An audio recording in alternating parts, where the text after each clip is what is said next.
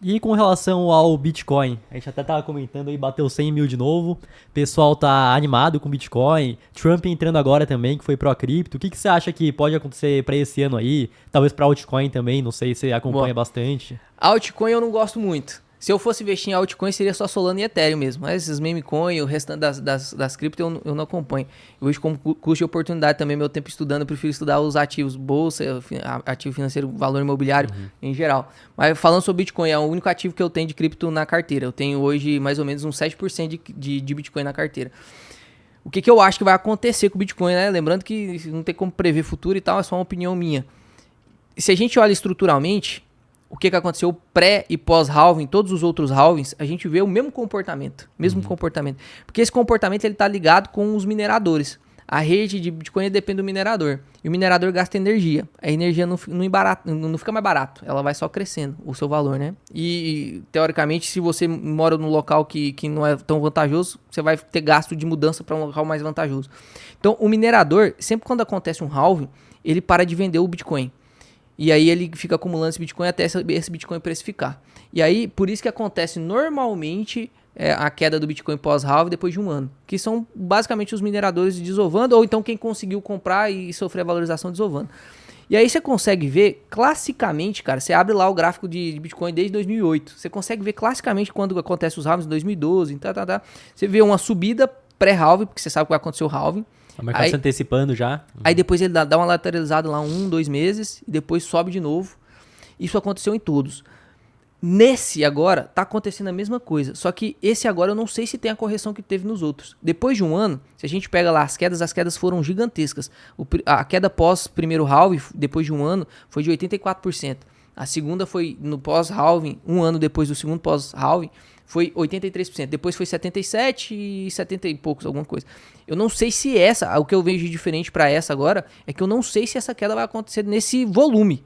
Porque tem algumas coisas diferentes no Bitcoin do que aconteceu nesses halvings. Pô, a gente tem o presidente da maior economia do planeta falando que vai montar uma reserva estratégica em Bitcoin. A gente vê a resposta do Putin a isso. O Putin falou, pô, é inevitável a gente olhar para as criptomoedas. O que aconteceu quando a Rússia foi banida do SWIFT? Precisou de criptoativo para poder negociar. Eu acredito que o Bitcoin ele vai se tornar uma mega moeda e aí tira a pessoa física do lugar. São países mesmo. Países negociando.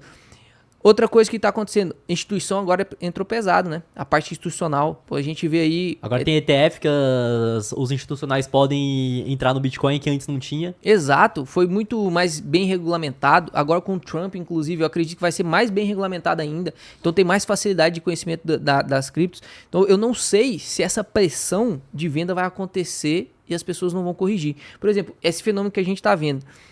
O Bitcoin subiu pra caramba lá com a eleição do Trump, saiu 69, bateu o pico de 118. E aí você sempre vê números redondos, a gente não faz meta de número quebrado. Pô, a minha meta é vender Bitcoin quando ele bater 100.231, não é? É quando bater 100 mil. Aí você olhava lá nas boletas de venda das corretoras cripto, você via lá um monte de ordem a 100 mil. Então quando batia 100 mil, dava uma corrigida. Batia 100 mil, dava uma corrigida. Bateu 118, deu uma corrigida. Uhum. Aí voltou pra 88, 92, subiu de novo pra 100 mil. Aí fica parado um pouquinho em 100 mil. Fica lateralizando ali em 100 mil e tal. Depois dá uma caída. Mas você percebe que não cai muito. A hora que cai, o pessoal já compra de novo. Tanto que em vários ciclos de alta anteriores tinham quedas de 20 30% tempo todo, né? o tempo todo, e dessa vez não teve uma queda tão acentuada assim. Exato. E aí, por conta das instituições, pô, o supply de Bitcoin foi absorvido em 5,1% dos ETFs. Imagina, em pouco tempo, comprar 5,1% dos Bitcoins. 1 milhão aí de Bitcoins aí no ETF. Loucura. Aí você vê um país, a potência mundial, falando que vai ter uma reserva estratégica em Bitcoin. Aí você já vê país como El Dorado lá, já negociando Bitcoin. El Salvador, desculpa. Né? El Dorado, é ouro, né? El Salvador negociando Bitcoin. Pô, então você vê uma tendência. E eu sempre falo pros alunos, contra a tendência você não luta, você participa. O Bitcoin é um tipo de ativo que não tem como você prever preço teto. Não tem como você calcular preço teto de Bitcoin, de ouro, de índice. Que não tem fluxo de caixa, não tem. Não tem como você calcular o preço teto. Então é algo que você tem que participar. E aí eu gosto muito da teoria do Charlie Munger para participar desses produtos, desses tipos de ativo que não tem como você calcular preço teto, que é o DCA. Que é literalmente você ir comprando aos pouquinhos E aí, resumindo aqui, né, a teoria, você vê a tese do ativo e você vai comprando aos pouquinhos, e aí você vai ter momentos claros onde tá alto e vai ter momentos claros onde tá baixo. Por exemplo, agora a gente tá no momento clássico de que tá alto. A gente não sabe se pode subir mais. Pode subir? Pode. Mas hoje tá muito próximo do pico. Então hoje você vai comprar, eu vou definir lá, eu quero comprar R$100 de todo, eu aporto R$1.000. R$100 vai ser sempre para Bitcoin. Eu compro R$100 sempre de Bitcoin todos os meses. Isso é algo imutável. Porque eu não consigo mudar isso, eu não consigo calcular o preço do Bitcoin, eu quero me expor 10% da carteira. Então, 10% todo mês eu aporto. Quando tá claramente muito baixo, eu aporto mais. Que é a hora de você pesar a mão. Eu vou aportar 300, vou aportar 400. Quando tá assim, notoriamente, aí a gente tem vários índices. Tem o índice de Mayer lá, que quando bate acima de Mayer, MVRV. Isso, tem vários, tem o Stock to Flow, tem vários indicadores que você pode analisar, justamente para você ver se tá muito caro. E aí você pode maneirar a mão. Mas tem que ter um limite mínimo para você aportar sempre. Então, o diferencial que, na minha opinião, vai acontecer, porque a gente ainda não bateu um ano de halving. O halving aconteceu em abril de 2024, né? Então, a gente vai bater um ano de halving em abril de 2025. Até abril de 2025, o que pode acontecer? Historicamente, o Bitcoin rompeu o pico. Então, pode passar lá dos seus 118k. Pode chegar, não tem como prever, mas pode subir. Depois de abril, e aí, lógico, não estou cravando tempo aqui, mas depois de abril, a tendência é que tenha uma corrigida. Porque já passou um ano de halving, historicamente isso acontece. A gente está analisando comportamentos. Os comportamentos podem mudar. E esse é justamente o medo. Porque o comportamento, ele reflete um pensamento macroeconômico. E a gente viu claramente que o pensamento macroeconômico sobre o Bitcoin mudou. Então o comportamento a gente não pode esperar o mesmo. Por isso que eu acredito que a queda não vai acontecer com essa correção. E tem muita gente falando, eu não vou comprar agora que está custando 100 mil, porque eu acredito que vai voltar para 69, porque historicamente caiu 70% um ano pós-alvo. Então eu vou esperar cair para 79, depois eu compro. Fazendo market time, é uma coisa errada. Esse foi o meu maior ensinamento de 2024, foi isso. E outra questão também do Bitcoin é que, se for pegar outro histórico também, é que pós a eleição dos Estados Unidos, ele nunca voltou pro preço anterior. Então também tem esse outro aí que a pessoa, vou esperar cair. Mas eu vejo que o indicador mais interessante do Bitcoin é o MVRV, né? Que é o Market Value, o valor de mercado hoje, dividido pelo valor realizado. Que na blockchain é tudo transparente, então você consegue ver, por exemplo, eu transferi Bitcoin da minha carteira para a carteira do Renan hoje. Ele sabe que o preço está lá seus $100 mil e 200 e poucos, 100 e 200 e poucos dólares. Então, historicamente, quando ele está acima de 5, acima de 6, quer dizer que as pessoas, na média, compraram Bitcoin. Então, 6 vezes no lucro, 5 vezes no lucro, tá muito caro. Da mesma forma, quando na média as pessoas compraram Bitcoin, estão no prejuízo, tá barato. Ainda não bateu o topo que já esteve anteriormente, né? Ainda tá 2 e pouco, 3, então já é mais elevado, mas o mercado consegue ter picos de euforia maior que fica mais elevado ainda. Então acho que isso é interessante ver. Porque é o comportamento das próprias pessoas, né? Exato. Que acaba acontecendo. Como não tem como definir preço, a gente sempre fica definindo o histórico, né? Não tem como definir preço. Então, se historicamente ele chega a picos de 6 vezes lucro, porque... por que o cara que comprou lá não tem, então... Porque, teoricamente, as pessoas podem pensar, esse índice ele pode subir infinitamente. Não, porque as pessoas vão realizando lucro, né? Exato. Então, se ele realiza o lucro, esse índice zera para essa pessoa. E aí, teoricamente, quando você calcula isso aí na média, esse índice não vai ficar subindo eternamente. Então, é interessante olhar esse índice também. Pô, a gente hoje tem 90, a última vez que eu olhei tava 93, não sei se chegou já nos 95% dos bitcoins minerados. E 4, 6% já foram perdidos. E a gente vê países com tendência de comprar reservas. E aí você não vai ver reserva pequena, né? Pô, é país comprando, não é sua tia comprando, é um país. Ele pode imprimir moeda e comprar Bitcoin ainda. Exato, para fazer a reserva. E aí para poder negociar. Eu faço, por exemplo, toda a aula de cripto que eu dou na MGD, normalmente para ensinar como que faz a transferência, eu pego um aluno, me manda sua carteira aí de cripto que eu vou mandar 100 pila de Bitcoin para você. E aí eu mando o Bitcoin, pô, eu pago 10, 17 pila de taxa.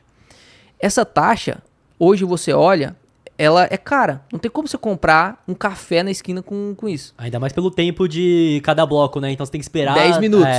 E aí, pô, se a gente olha pra isso, a gente pensa no Satoshi como uma solução de troco miúdo, mas você não vê como eficiência de transação. Só que quando você leva isso aqui para casa dos bilhões de transação, é os mesmos R$17 que vai ser cobrado. E não tem problema demorar 10 minutos uma transação entre um país e outro. Então, eu vejo muito mais agora um movimento de país mesmo, de economia negociando, do que pessoa física. Isso traz segurança pra gente que é pessoa física, porque aí o interesse não tá mais especulativo. É muito mais institucional. E institucional é o que faz subir preço. Então, acredito muito mais numa tendência de alta do que numa tendência de queda do Bitcoin. Uhum. E é aquilo também, mesmo que o Bitcoin tem correções, já teve correções muito grandes ainda, você vê que o Estado continua imprimindo cada vez mais moeda, se tem muito mais moeda, e o Bitcoin não tem como, porque vai ter no máximo 21 milhões, a tendência é do quê? Dele continuar subindo. Ele é deflacionário. Se a gente pega pro real, né? Porque não dá nem pra você comparar. Se colocar ali o real, daqui a pouco não vai caber naquela tela ali, quanto que o Bitcoin vale em real. Mas se a gente pega em real, só de você ter o Bitcoin, como ele é deflacionário, mesmo que não, vamos supor que não apareça mais, ninguém compra, fica estacionado. Só para exemplo didático. O real sempre tá caindo, toda moeda fiduciária vai cair, o Bitcoin vai valorizar intrinsecamente, né? Então, só de você ter como proteção de hedge mesmo, já vai valorizar. É um ativo que não tem como ficar fora da carteira. Mesmo que você não goste de Bitcoin, não tem como ficar fora da carteira. Quanto a tendência sendo lucro, você só participa. Ah, eu não gosto. Põe 1 a 5%, pô. Aí eu gosto. 10, 15%, eu sou mais arrojado, 20, 30, 40, coloca o tanto que você quiser. Tem gente aí, investidor famoso, com 80%. Quanto você tem na sua carteira de cripto? Hoje, com 70%. Valorizou pra caramba, né? Mais do que dobrou. Pô, 70% de Bitcoin, você é arrojado pra caramba. Você tem uma proteção de hedge muito grande, porque você já tá dolarizado. Você já tá protegido da inflação brasileira, entendeu? Então dá pra você focar muito bem agora em ativos brasileiros. Exatamente, é igual o Bitcoin, como eu já me expus muito quando os preços estavam lá embaixo, agora eu não tô comprando mais porque já valorizou muito, então o dinheiro que eu tô recebendo não tá mais indo pro Bitcoin. E quando o MVRV bater um topo muito alto também, vou vender uma parte. Eu também, porque é um desbalanceamento já muito grande, no aporte que eu tenho já não dá mais pra... Bater 100% de Bitcoin quase da carteira, a diluição absurda, né? O Bitcoin realmente tem esse potencial absurdo aí. E só pela ideia libertária que ele traz, ele já valoriza, né, cara? Pela ideia de, descentralização. Com todo esse controle que os estados estão querendo colocar. Só de ter algo que é diferente disso, muitas pessoas já vão por conta disso, né? Exato. Tanto que as pessoas que compraram Bitcoin lá atrás, 2015, 2016, e tem a mesma quantidade até hoje, é por conta do ideal libertário, na minha visão. Ele não vendeu por conta disso, porque se fosse, valorizou 100 vezes, imagina só, o cara que comprou lá atrás. A maioria vende, agora o cara que é libertário mesmo não, que eu não quero ter todo o meu dinheiro com o Estado, enfim, ele vai lá e mantém ainda o Bitcoin dele, né? Exato. Inclusive, eu acredito que o Bitcoin é pra isso, não é pra você ficar vendendo, não. Só se você quiser realizar lucro, porque você já tá muito bem posicionado. Mas se você tem uma posição muito pequenininha, não faz sentido. Eu tenho 1% da minha carteira, valorizou, virou 2%. Mas não faz sentido vender, né? Comprou lá em 2022, 2023. 1% virou 7, virou 8. Não faz sentido vender. Então, realmente um ativo que é para carrego.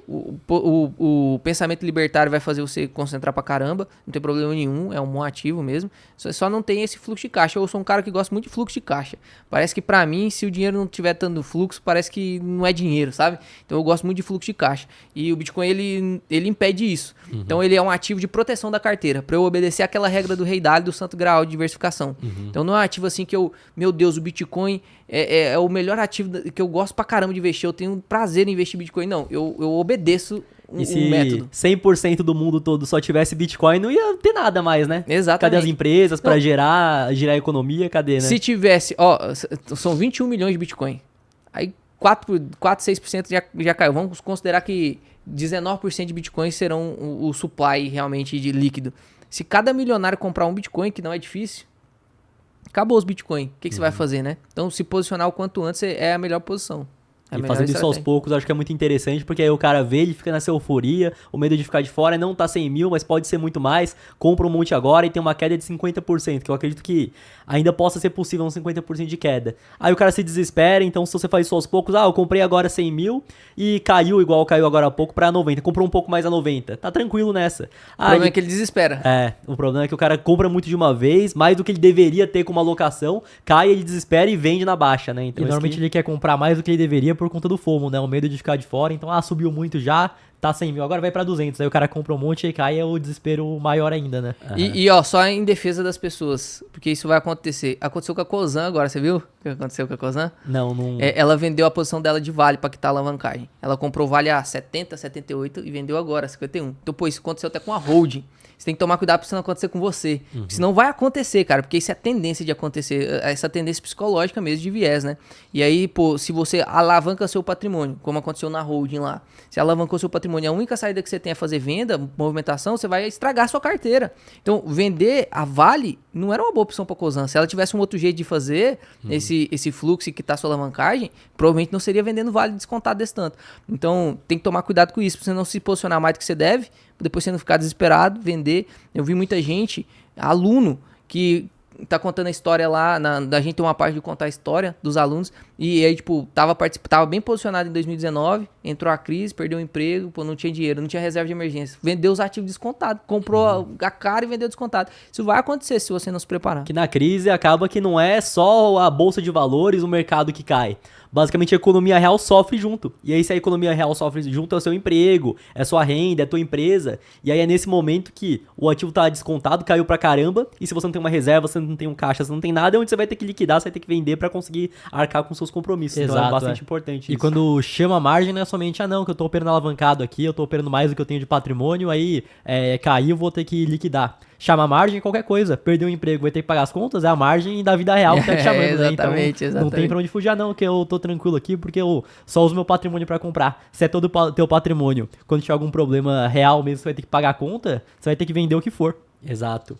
E para você que quer comprar criptomoedas ou investir no exterior, a parceira aqui do podcast é a Quantifury, corretora internacional 100% taxa zero. E fazendo seu primeiro investimento equivalente a $50, você ainda ganha uma recompensa em Bitcoin. É só escanear o QR Code que tá aqui na tela ou clicar no link da descrição.